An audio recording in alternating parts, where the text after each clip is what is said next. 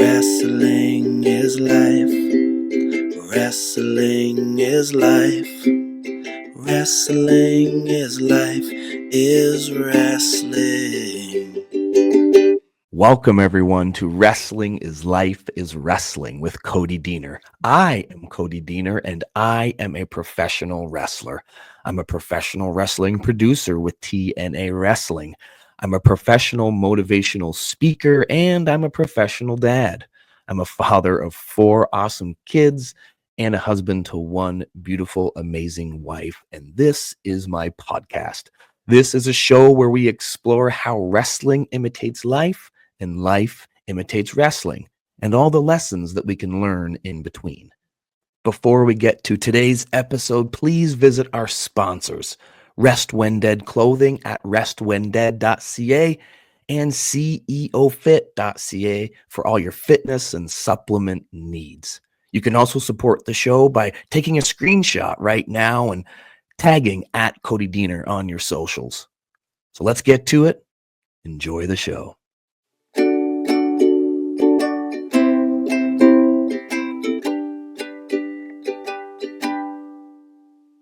The pop at the finish matters most. In professional wrestling, a lot of veterans will say, hey, it's good that you got a pop at the beginning. It's good that you got some pops in the middle. But hey, what matters most is the reaction and the pop that happens at the finish. I'm here with my buddy Liam Carr, and we're going to talk about this. I don't know what we're going to talk about in terms of what this means, but or where we could go, but I don't have an agenda here. We're going to figure it out. Let's figure this out as we go, just like a good wrestling match. Yeah. We'll call it a fly, brother. So what does that mean to you that the pop at the finish matters most? Well, let's start there. What does that mean to Liam? I think it's the build-up of each moment that you've created. Okay. I think it's like, it's weird because in England, when we start matches, unless it's like a tour holiday camp style, it's very much, yeah, come on fire. But sometimes in England, we start matches in silence because of the technical wrestling. So you get it really quiet, something fast, bang, and then there it is, wake everyone up. Okay. And then that's like the first one, and then it sets almost, and then it bang, another one, and then it sets, and it's just like finding it's like a roller coaster. You go up, and then it's like a massive dip, and then you think, and then it's just explosion through the roof, blows everyone's on the feet, and it's just. I love that. So, man, let's talk about this. I think there's a lot of guys in professional wrestling, and this was me when I was early in my career, is I hated silence. Yeah. It was really difficult to work through the silence. But the way you said it, some of the way matches were structured and shows were structured in England, that's the way it needs to be. Yeah.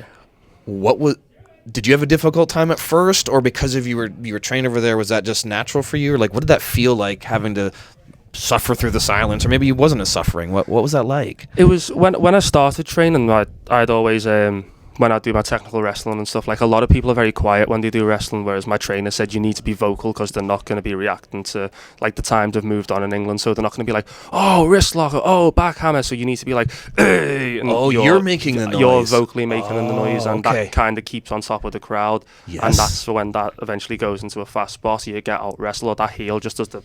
And it's like, whoa, now it's, everyone's phones are down, big bang kind of thing. Right. So you were trained to be ready for that. Yeah. In a way. Were you trained under this concept that the finish matters most? Yeah. Like that pop mag, were you were taught that? Yeah. Like that concept? Yeah. Like, they'd even say sometimes, be like, if you've got nothing, just make sure you've got a big finish and then just figure the rest out, but just make sure that finish is the thing that everyone remembers. Like, I don't know, I can't remember what they said, but it was like, it doesn't matter if they forget the whole match as long as they remember the finish, and they're like, because then it sticks. That sticks with them. Yeah. Yes, I think that's true in life, man. Yeah. Like, I just look at this and I go, man, like, I mean, I'm a professional speaker, so I've had a lot of people come to me and be like, man, I got to do this speech, or I'm going to my kid's school for career day, and like, what the heck am I going to talk about? Yeah. I'm like, well, one thing I always say is like, just make sure you tell a story, because people want to be involved in a story. Wrestling's the same way. But man, you might mess up, you might fumble at the beginning, you might like drop the ball in the middle, but if you have a good finish and a good go home, that's what they're going to remember anyways. I think this is such an applicable thing to life. Yeah. Yeah. So it's just building to that big moment of this is why we're doing it. This is the story. This is like when you get to last page of a book and you go, oh, that was awful. That was an awful book, you know what I mean? Or you see a film and you go, oh, that ending didn't make sense. Then, yes, even if it was a really good movie, if you get to the end and the finish sucks, that's the only thing that sticks with you. Yeah. That's what you remember. Yeah, you're so right. I think, I don't know what to think about this, but I like to think that we should live our lives like a story. Yeah. You know, and we're the heroes of our own story. And if my life is going to be worthwhile, it's going to be because I'm the main character of the story. Yeah. And if I'm the author of my story and the main character, I want to root for a good one. Yeah. Right? So, and the finish better be good. Yeah. And we never know when the finish of our life is going to be. So let's maybe make the most of it every day and make sure that we're living as if, man, if every day could be our last, which is a cliche thing to say, but it's very true. You never know. Yeah. Like, make that finish good. Mm-hmm.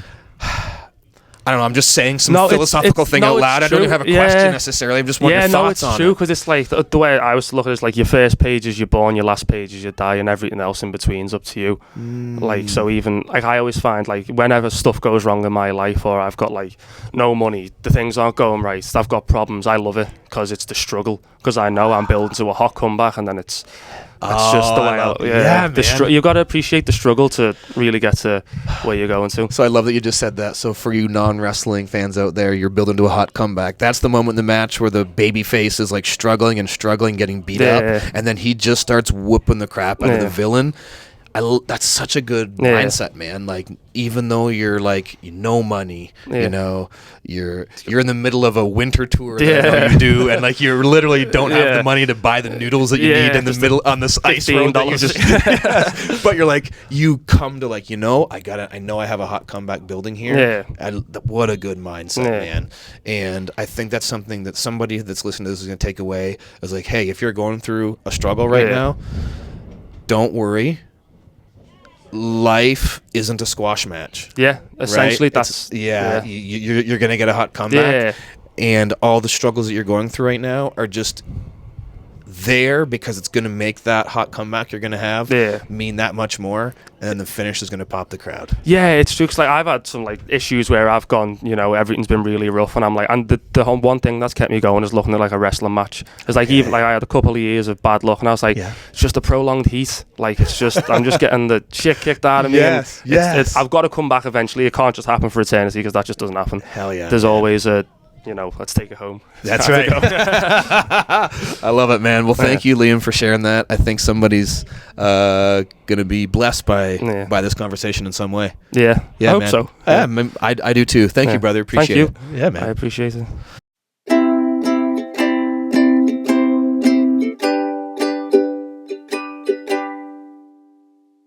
That's going to do it for another episode of Wrestling is Life is Wrestling. Until next time, guys, please visit our sponsors, Rest When Dead Clothing at restwhendead.ca, as well as ceofit.ca for all your fitness and fitness supplement needs. Don't forget to take a screenshot of today's episode and tag me at Cody Diener.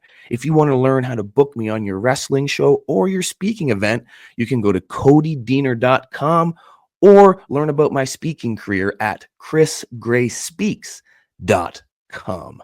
Until next time, guys, don't forget that wrestling is life, is wrestling. We'll see you next time, guys. Wrestling is life. Wrestling is life. Wrestling is life, is wrestling.